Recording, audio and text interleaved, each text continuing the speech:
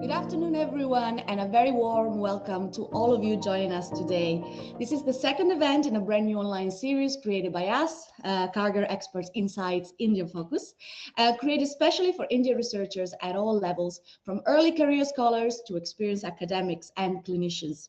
We're excited to kick off this dedicated space for learning, discussion, and practical support for your publishing journey.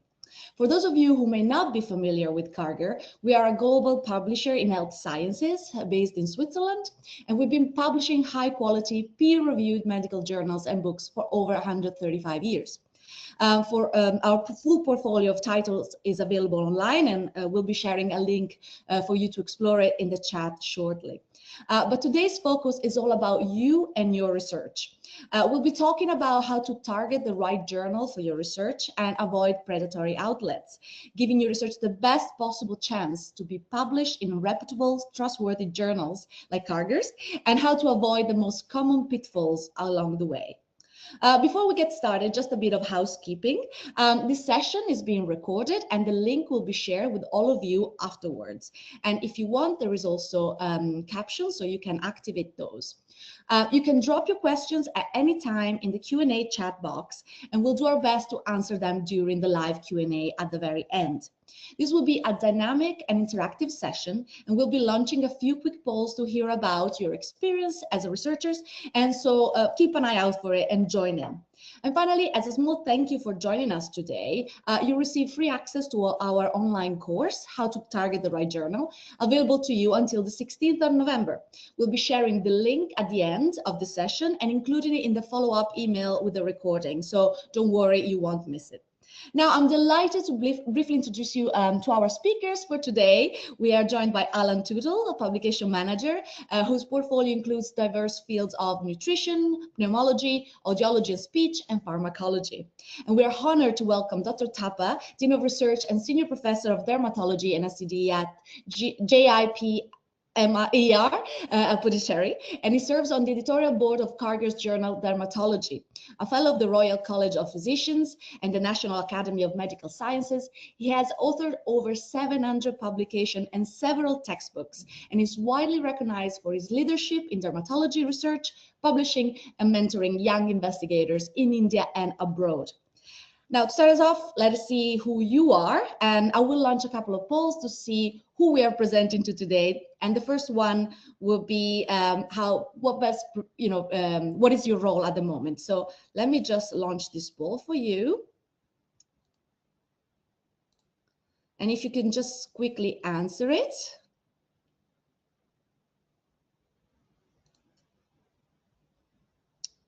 Can you guys see the poll? Can give me a nod? I can see some answer coming through. So early career researcher. We have a few clinicians involved in research. Okay, so far more early career researcher, PhD students. We don't have many postdocs, so that's interesting. We'll just wait a couple of seconds more and then we'll close the poll. We do have a postdoc researcher. Okay, I'm about to close the polls if you haven't voted yet.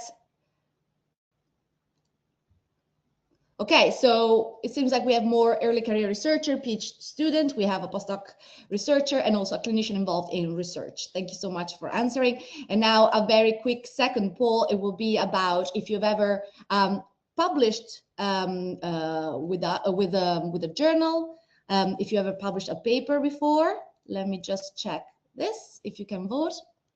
So we'll be able to assess what is the level of knowledge so that our speakers can also tailor their answers and during the presentation.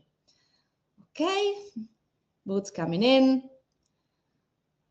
So it seems like the majority of people have published multiple times, or now also not yet, just starting research.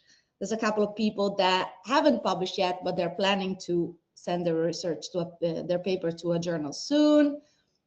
Okay, we're almost there.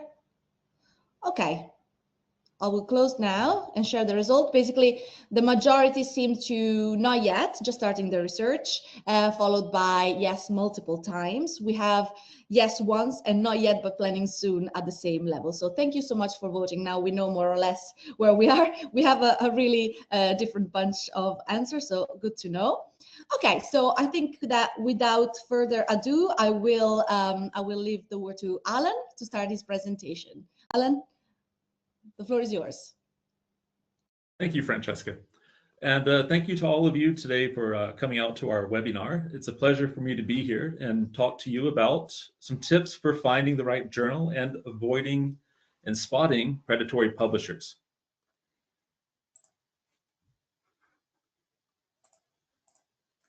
So we're going to look at a few topics today. The first one is tips for choosing the right journal, spotting and avoiding predatory journals, and closing with tips for a smooth submission. And Dr. Tapa will also give us some of his insight into each of these topics.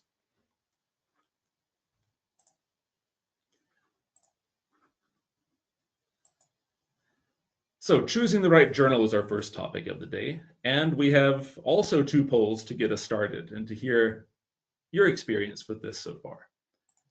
The first poll: how confident are you in assessing whether a journal is the right fit for your paper? Are you very confident, somewhat confident, not very confident, or not confident at all? We'll give you a little bit of time to answer these.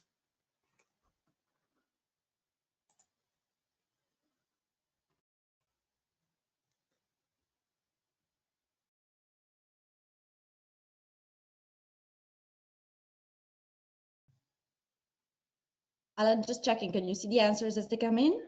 No, unfortunately, I cannot. So if you wouldn't mind, okay. Could you go through the results for us? Yeah, so at the moment, the majority is somewhat confident, followed by not very confident, not confident at all, and only one person is very confident. So I guess we can we can explore that more. I will end and share the results. Yeah, so somewhat confident, followed by not very confident will be the main answers. Well, we hope to shed some light onto this and increase that level of confidence. And our next poll, one more before we jump into it, is what's the main factor for you when you're selecting a journal? Is it the impact factor? Is it fits with your research topic? The publication speed of the journal? Does it have an open access option?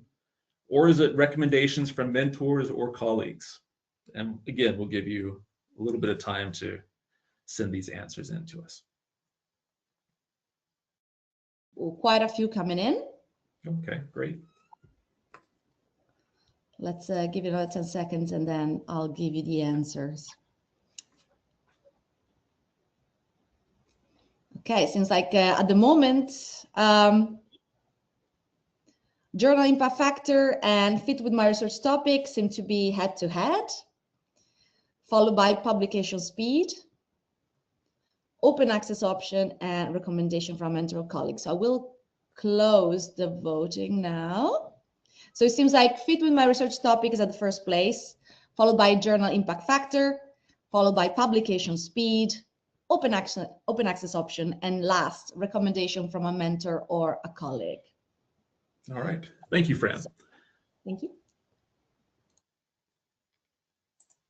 So when we're selecting a journal, there's several topics several criteria, characteristics we would think about.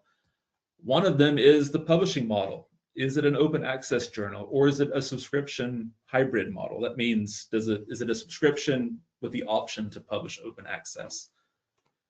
You need to decide, is this important for you or is it important for your funder? There might be certain requirements of your institution or funding that requires it to be in an open access journal.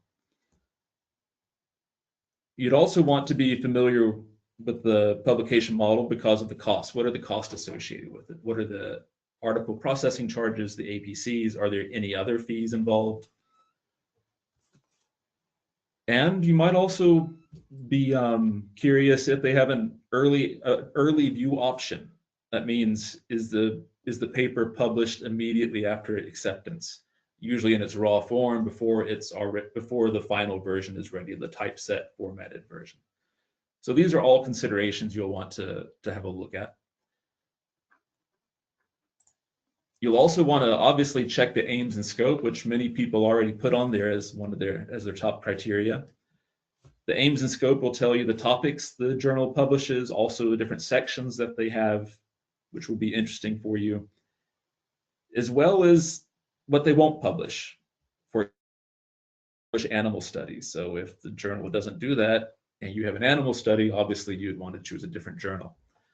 Also, it'll tell you, if they accept other studies like negative results studies, they'll also have information on this as well.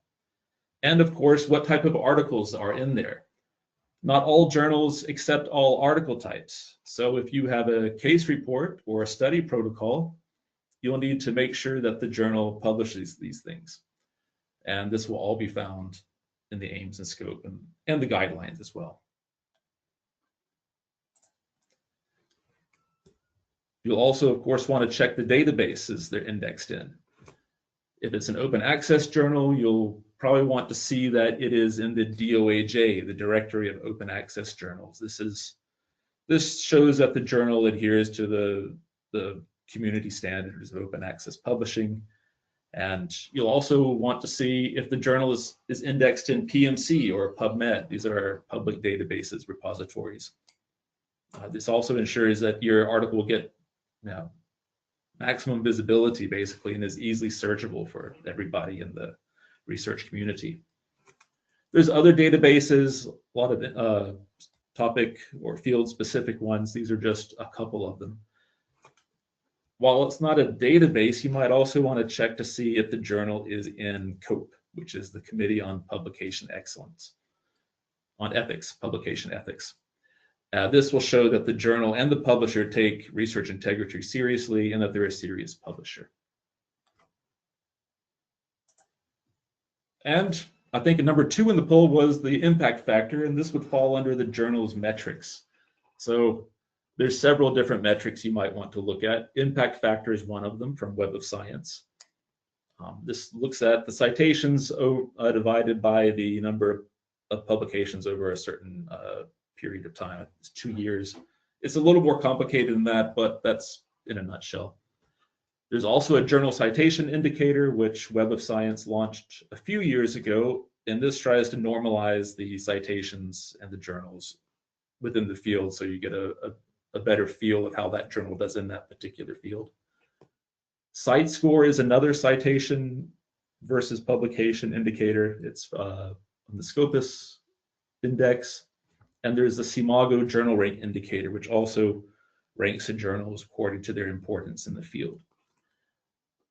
Another thing when you look at these also is ranking. So like with the impact factor, you're also going to you're probably going to be curious where it stands. Is it in the top quartile? Is it in the second quartile? Where is it? And some funders, they might require you to be in Q2 or Q1. Additional metrics are time to first decision, time to final decision, time to publication. That means, when it's actually where people can read it, and the acceptance rate. Of course, you might not find all of these metrics advertised in the journal. And Dr. Thapa, a question for you.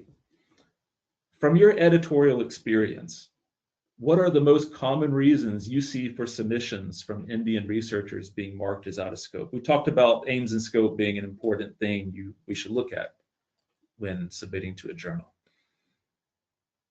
Here, Alan, Indian researchers basically have problem with the poorly drafted manuscripts. So because they don't have good command on English, that is one reason could be. Then many of them, they don't follow the instructions to the authors, which are very important for them to, and the research which is being reported is not novel, not significant, and there is nothing unusual being reported. So they should read the journals where they are submitting and finding out what type of articles there are and whether such type of article has been already published or not. So if it is nothing new, unusual, so then it will also will fall. Flaws in methodologies will immediately will lead to the rejection of an article. Then if the organized data collections and there are flaws are there, that is another reasons. Poor quality research, we just assume from various factors. And then what is the relevance, whether the journal which you have chosen, your article is relevant to that journal or not. And sometimes animal research you publish in a clinical journal, like you told, so there is a journal mismatch. That could be the reason for the for this thing to happen. So these are some of the points which we needed to consider when these has to be kept in mind. And once we are drafting the articles, we have to be careful. Thank you, sir. So these are my answers to your question. Thank you, Dr. Thapa.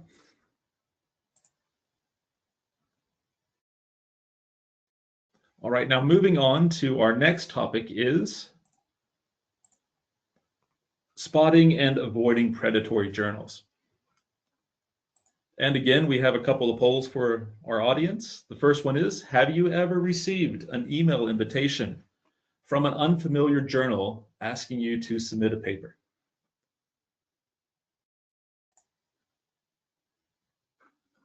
So we'll give you a couple of minutes to answer these. The answers are coming in fast. Oh, okay. Let's see. Yes, yes. Curious indeed. what they are. Mystery. I will just wait another few seconds. So we have a few more answers coming in. Okay.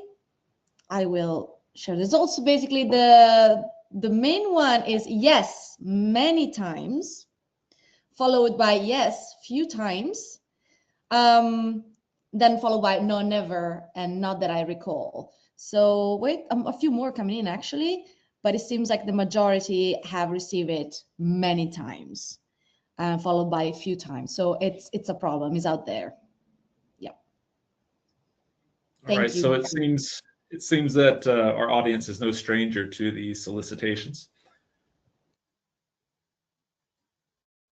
Now, I mean, it doesn't necessarily need to be a predatory publisher, but we should be careful nonetheless. And our next poll is, how do you usually check if a journal is legitimate, if it's a respectable journal? Do you look to see where it is indexed, for example, PMC or DOAJ? Do you examine the publisher's website?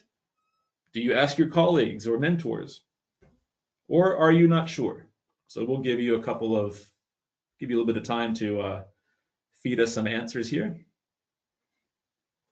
Yes.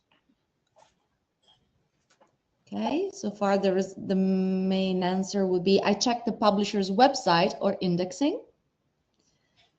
That seems to be the highest response, followed by, I look it up in the DOAJ or think, check, submit. And also quite a few, I'm not sure how to check. I think the one with the fewer answer will be, I ask colleagues or mentors. So I think top place, I'm going to close the poll. I check the publisher website or indexing, followed by, I look it up in a DOAJ or think, check, submit. And then I'm not sure how to check. Thank you so much for answering. All right, great. So there's some good answers. Happy to hear this. And yeah, unfortunately, we have some bad actors in the publishing landscape, and these are known as predatory publications, predatory publishers. There's many different ways they work, but a few very common ones is to set up an unserious journal and website to give the impression of authenticity.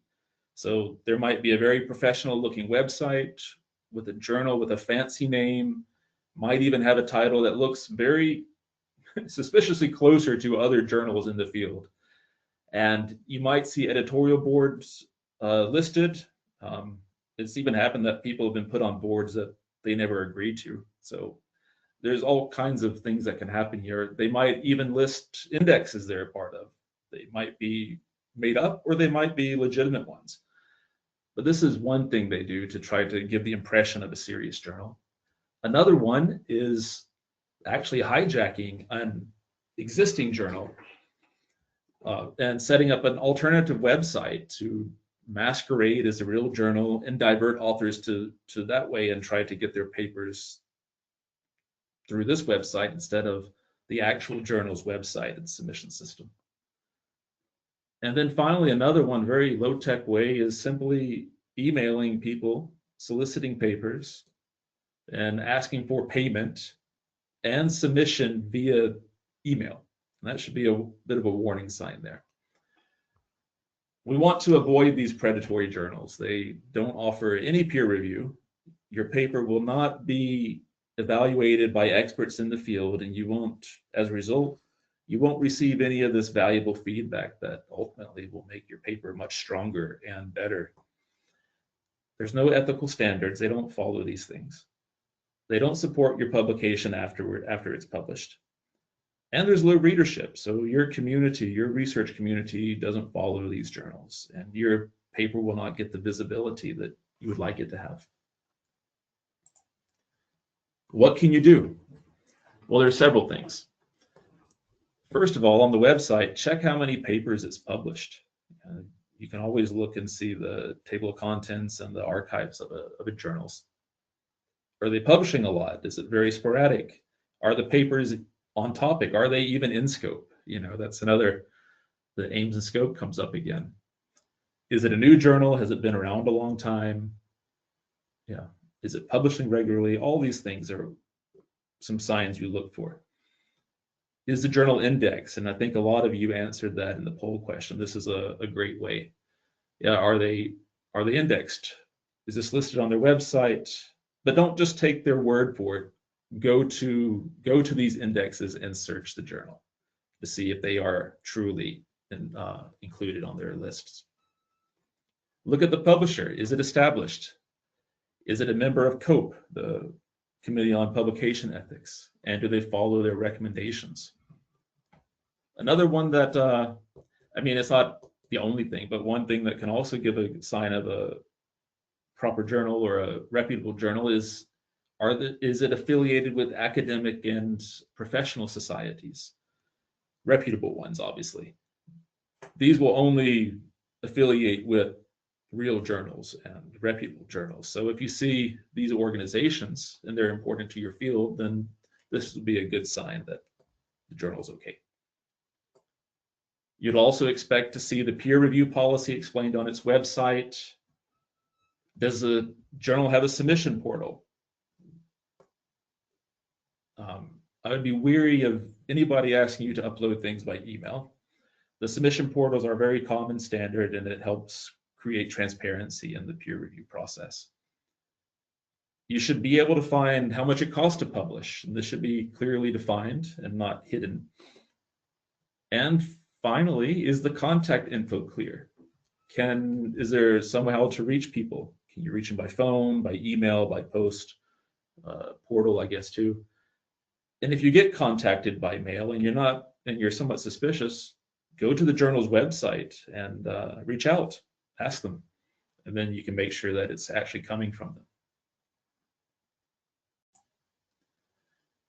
Unfortunately, there can also be serious consequences when a researcher submits and or publishes with a predatory publisher. Like I've mentioned, there's a lack of support for your research, and it won't reach the wider scientific community. That's one thing. Another thing is you do lose control of your work.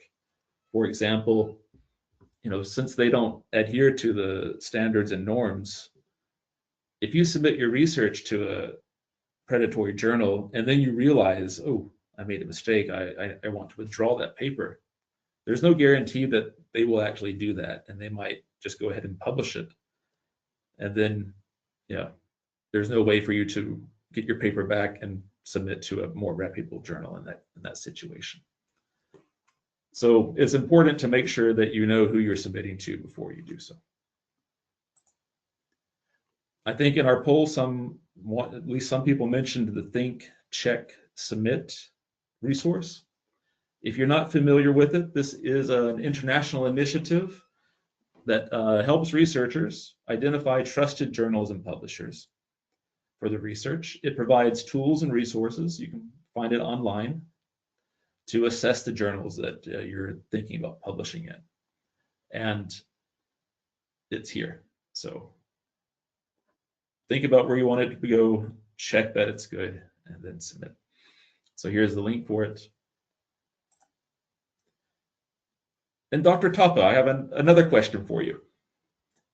If an Indian researcher realizes too late that they've published in a predatory journal, what practical steps can they take to reduce damage to their credibility?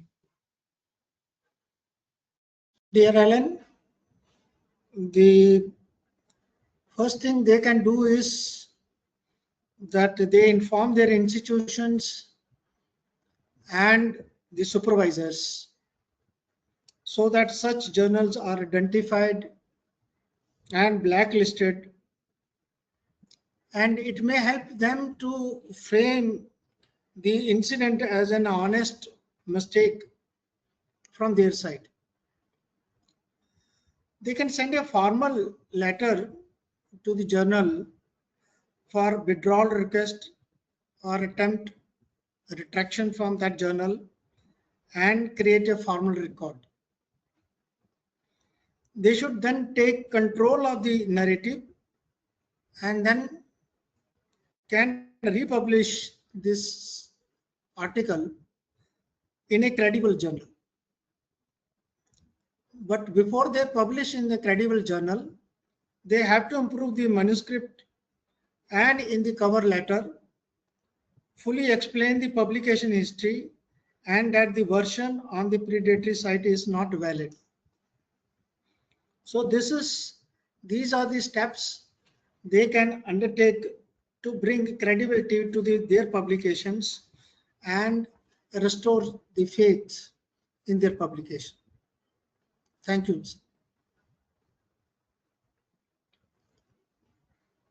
Thank you very much, Dr. Thapa. Very good tips to let your supervisors know and try to have better visibility on these journals, not that other people in the department and wider community made that mistake, and to try to rectify it after the fact. That's great tips.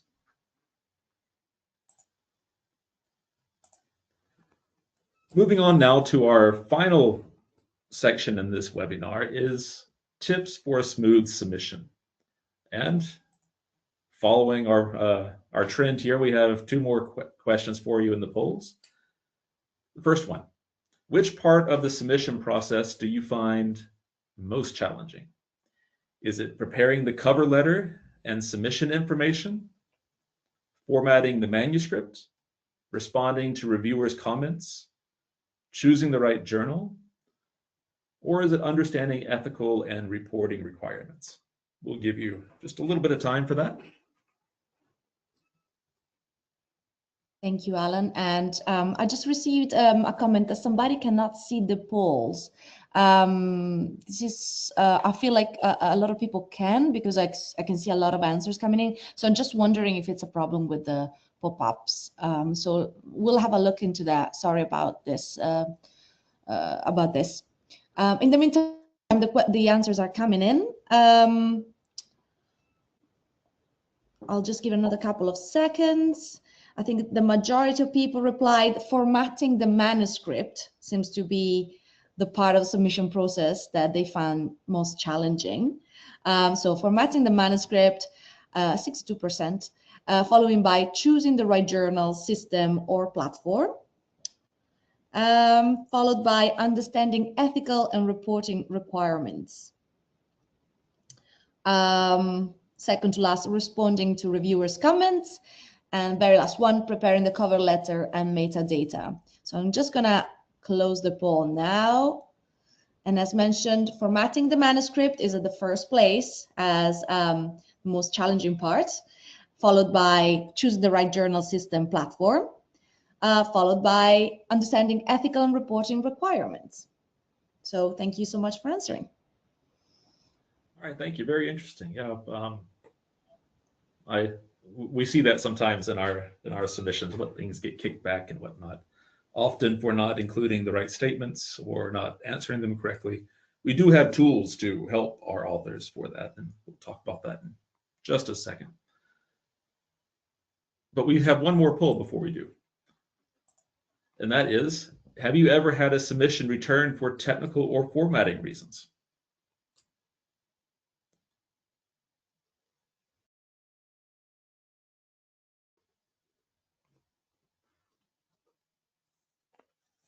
It's very interesting to see everybody's experience with this. And I know every publisher has a different platform, but we do have a lot of templates and things like that, right, Alan? I don't know if we're going to cover it later. Yeah.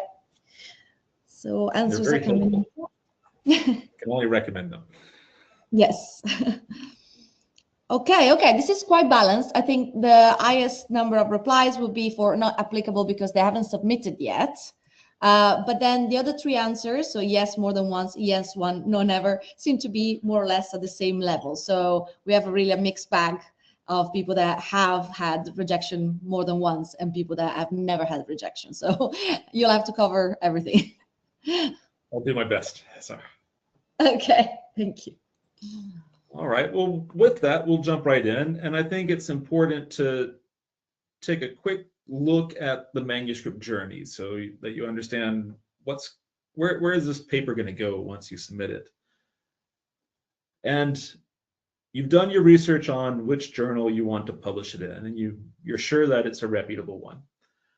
And now it's time to upload your paper into the submission portal, where it will then go to usually an editorial office, where there will be an initial pre-screening and some evaluation, pre-evaluation. This is mostly to make sure that all the parts are there that need to be there, all the statements, that it's formatted correctly, and these type of things. And then it'll go to an editor for evaluation, and they will make a couple of decisions here. They'll decide either to send it onwards to peer review, where they'll invite external reviewers, experts in that field, to evaluate this paper, or they might reject it, which Dr. Tapa did allude to earlier. This reason could be for being out of scope, maybe not novel enough. But let's just say it does go on to reviewer assessment, and it goes on to the peer review. Usually, at least 2 external reviewers will have a look at it and make their evaluations. And they will make these they'll give their recommendations onwards to the editor, to the handling editor, who will then, using their own experience and the recommendations of the reviewers, will make another decision. So, and that decision might be to reject it, or hopefully it'll be they want to see this paper come to light, and it will go to maybe minor revision or major revision. It's rare that it's going to get accepted the first go through. That's not always the case. If you are lucky and are asked for a revision, then you'll be given some time to address the reviewer's comments. Maybe you have to go back to some more experiments or analyses. And once you've done that, you'll resubmit it to the journal platform, where it will go to the editor, and they will again reassess the paper, most likely inviting the same reviewers that had a look the first time, and they will make again evaluations and recommendations, which will then go back again to the editor to make a decision. And again, you have our 3 options. Hopefully not reject. They may very well still have a couple of things they think need to be honed better, maybe a few more adjustments, or quite possibly accept.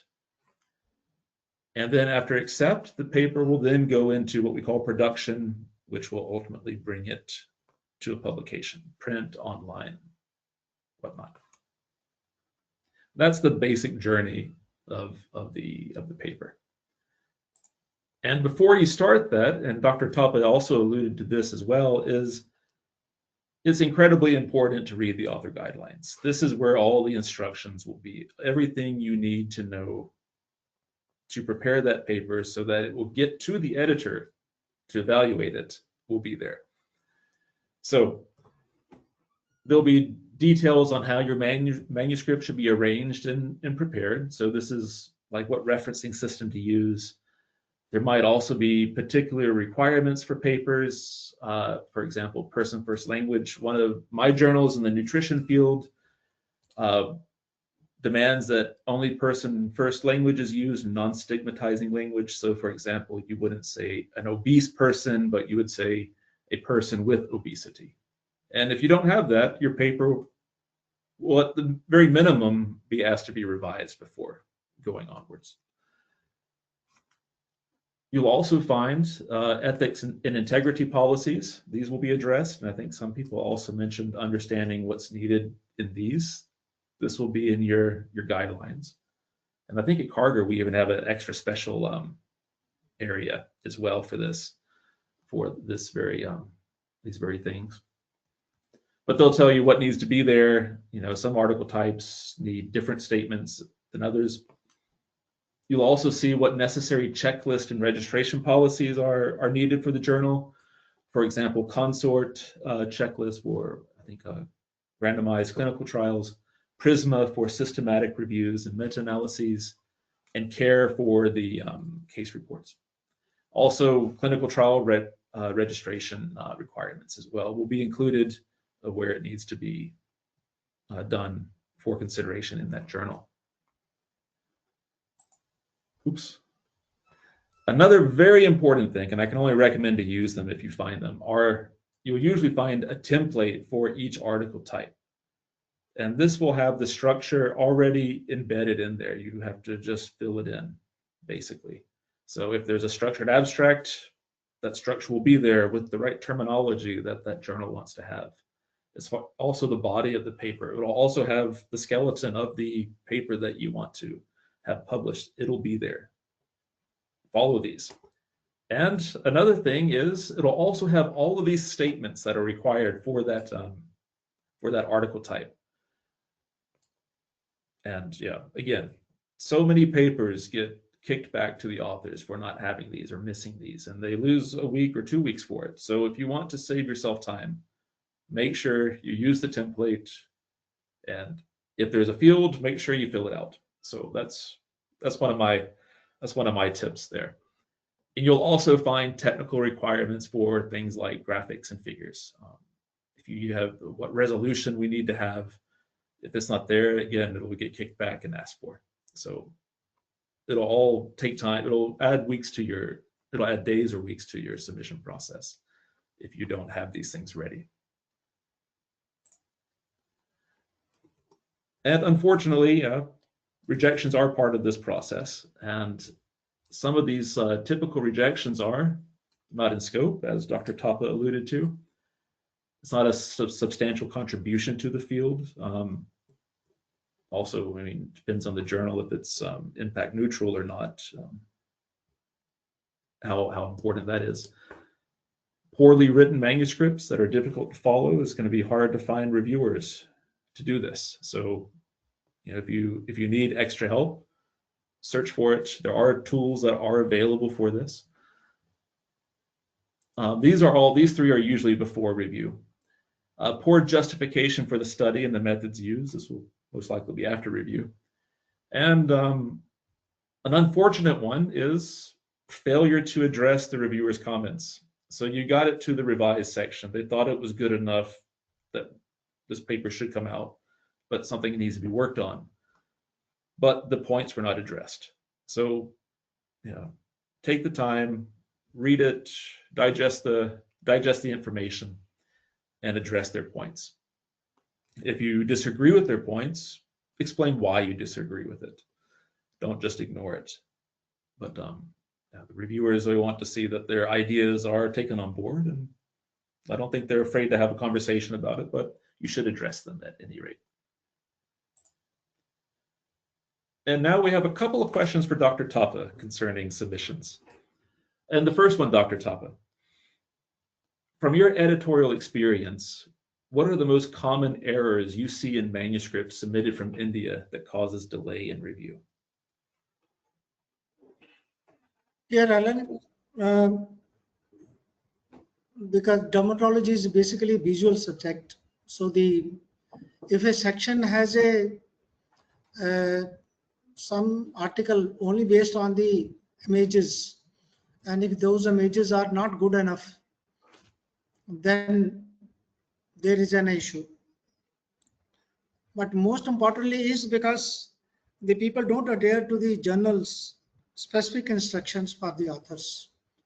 That is the main reason actually. So if they are writing an article, they should first read the instructions and go through the few of the articles which are published in that journal and see what type of articles, how these articles are formatted. So those things can help them to submit the journal articles to those journals. They may have incorrect citations, which gives a preliminary look itself that the author is very careless in citation of the articles. So if citations are not coming in a sequential manner, you are having a number 10 being cited as number 1.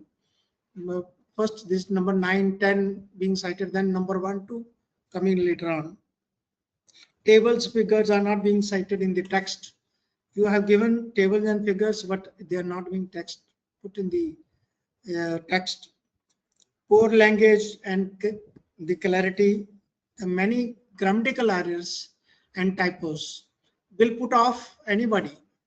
So if you have many grammatical errors and typos, that will also put off the editor. Methods not fully described, especially for original articles. You are not giving the sample size calculations. You are not giving what statistics you have used. Another issue which is very critical is the plagiarism component. Plagiarism is an academic misconduct. So and due to this, maybe basically due to the lack of experience of the researcher. Okay, and he may not have a good mentor to help him to drop his first manuscript. So that is where the problem will come. Then he may not have the access to the literature which he need to have. So if good original articles, he may not have access to which are the good articles which he have put his hand on. So he could have reviewed those articles and it could have helped him to frame a good article which is original in nature. So these are some of the tips, and some of the considerations which I think are important in this context. Thank you, sir. Thank you. Yeah, that's a very good point. I mean, especially, again, you're hearing it from both of us. Read the instructions, read the guidelines, and follow them. But I liked your point also to, look at the other articles in the journal too. Look at the other research articles or the articles of the same type that you want to submit, and you'll see how the other authors arrange things and what's expected. So this is a good way to see, not just read what you're supposed to do, but to see a live example in front of you. So yeah, great tips. And we had one more question for you, and it is, if you could give just one piece of advice to Indian researchers preparing their first submission to an international journal, what would it be? Again, I will be repetitive in nature. Basically, they should read and meticulously follow the target journals guidelines and the scope. If they are not following those guidelines, and they can understand those guidelines better if they read some selection of articles from that journal. So that helps them to understand the journal's focus and where they should pay attention to the language. And nowadays there are many tools are available, like Grammarly is there. And to check for plagiarism, they should use the plagiarism check the tools like Authenticate we use in our journal. So those will help him. And then before submission, they should get an opinion of some senior mentor who has already published, so that he go through their papers before the submissions. So they get important tips, so that that article is formatted as per the instruction to the authors, and many of those loose threads have been taken care of. All right, thank you very much. Yeah, very good, very good tip. Seek out your mentors and the supervisors. They have a lot of experience here, and they're a great resource, and they can spot some of the things that might trip you up. So very good tips. All right, so I think before we jump into the question and answer, I think one of the major themes you've seen throughout this is as you get ready to submit and look for a journal, one of the main things is do your research. Make sure the journals are fitting to the article you have and to the purpose that you're trying to get. Also, make sure that these are reputable. So if you're not sure of it, you have to make sure you do some homework there to ensure that you're not wasting your submission, basically. And then, yeah, also, once you found these journals, do your homework and make sure you prepare your submission as is expected. Otherwise, you might get rejected for easily solved reasons. And seek out the support of your mentors and colleagues and supervisors, as they've gone through this process. They know what it's like, and they can spot things that can help you out. Dr. Tapa, would you like to add anything, or is that good? I just wanted to tell how in my early career, how I have been mentored. So I did my post-graduation from PGH Chandigarh. So we had very good mentors there, my teachers, who are published in good journals. And when subsequently, when I moved to Lady Hardinge Medical College, New Delhi, Professor B.N. Sehgal was there. He had very good experience of working with various journals and publishing not only the articles but also the books which he has published. And by sitting with him and listening to him and seeing his corrections, whatever manuscript we used to write as a juniors at that time, we used to take it to our teachers, and many times he will ask us to read it loudly in front of him. Sometimes reading it loudly in front of somebody whose experience will tell you what are the flaws and the problems. And then he may look at it, the journal, those articles, and modify it. Many times I used to carry those notes which he had corrected those articles, how he used to correct it. And that had helped me myself to later on follow these certain things and write good articles and publish, and also publish the books in my area of the subject. So this is the tip from my side is, you are with time also there are changes which are taking place. Earlier we used to have a typewriters, now we have a computers, very easy to type out.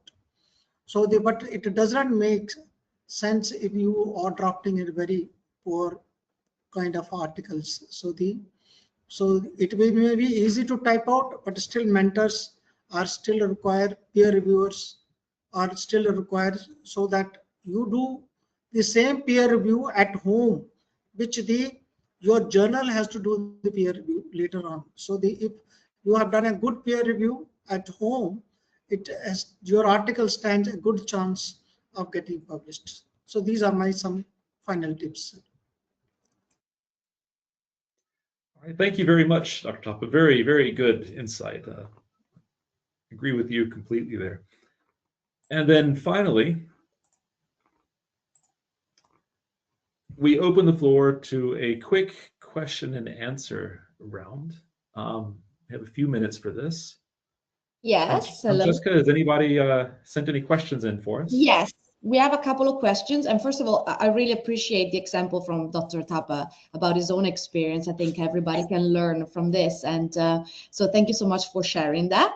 So we have two questions. Feel free, one of you, to answer. The first one would be, what are the fastest, ethical, and most legitimate way to publish in Scopus, PubMed, Web of Science index journals? So what are the fastest, ethical, and most legitimate way to publish in Scopus, PubMed, Web of Science index journals? I think we need one-liner answers here. Dr. Tapa, would you like to take this? Most of the now journals have become online journals, and there are no more print journals, so there is a delay in those things. So if you are publishing in those journals which have print as well as online presence, it does not make a difference. So the peer review process, if it is there, it will take some time for journals to accept the articles. So it may differ from original articles to letter to editor or some case report, because some articles will require less time to peer review. Some articles will take more time to peer review. Generally, there may be deadlines, and they are generally mentioned in the instruction to the authors that this much time it will take for your article to be processed, something like that. Generally, it will be 1 month to 6 months time for peer review to take place, and then generally many articles can be accepted if your article is in proper shape and format and it has everything in an order. So you yourself can facilitate its early publication. This is my answer, sir. All right, I agree.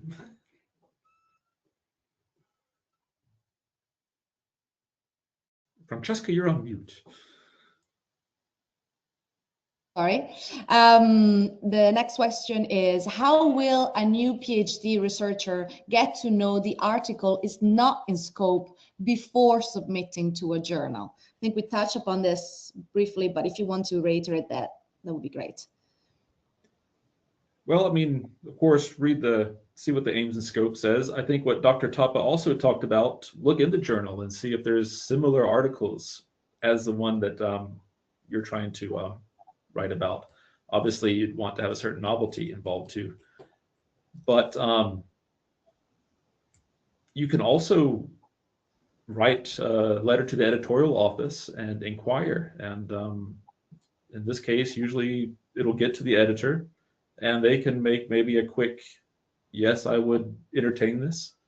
I would be interested in seeing this submission. They won't say I'll accept it, but they'll be interested perhaps in seeing this and saying, yes, we do think this is in scope. Dr. Tapa, I don't know if you have anything else you would add to this question.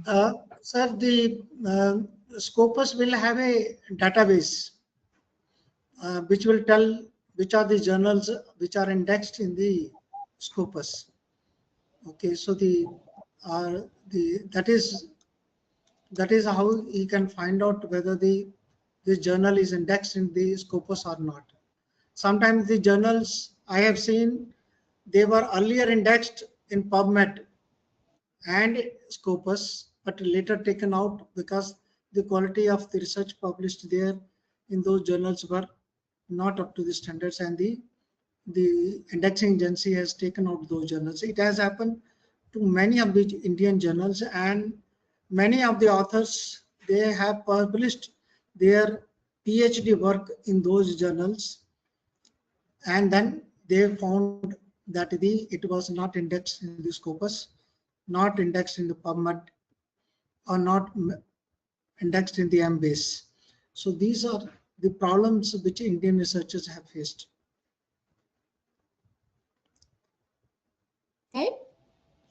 So we have another two questions, if we can keep it short and sweet. I think the first one, maybe Dr. Thapa can answer to, is that would you expect to be written in the cover letter?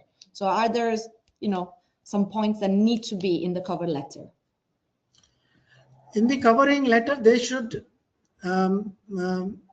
mention that what is the importance of the topic which they are bringing into the realm of publication.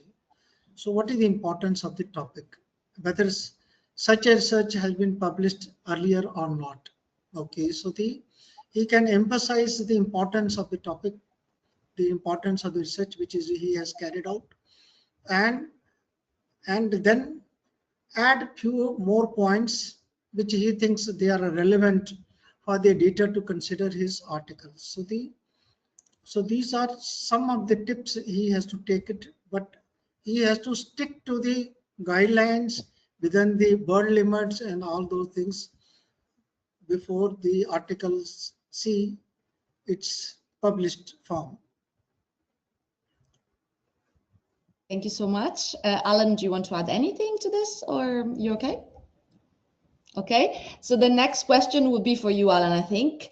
How to identify if the journal is cloned, as they have almost the same website? How to validate the genuinity? Oh yeah, that is a good question. So I mean that's a problem, but the signs would be there. Where the contact data is, does it make sense where the contact data is? Is there any contact? What type of what it is? If it's a publisher, look on the publisher's website and see if it's the same.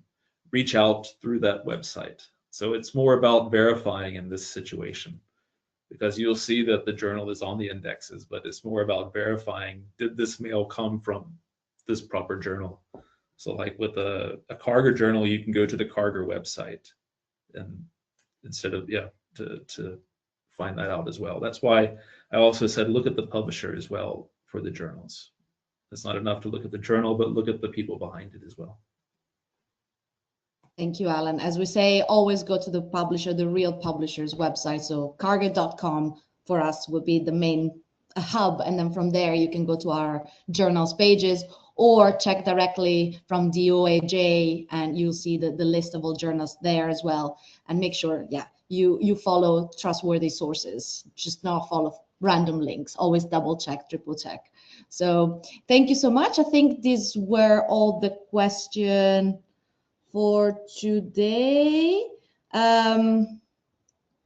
Oh, sorry, there's another question, but I think we're gonna answer that in writing, because it's more about subscription models and authors that need to pay, which is a bit out of scope, but we'll get back to you in writing on that question. Thank you so much. So should I leave the final takeaways to you, Alan, and then I'll close with some information about the resources that we are giving for free to our attendees today?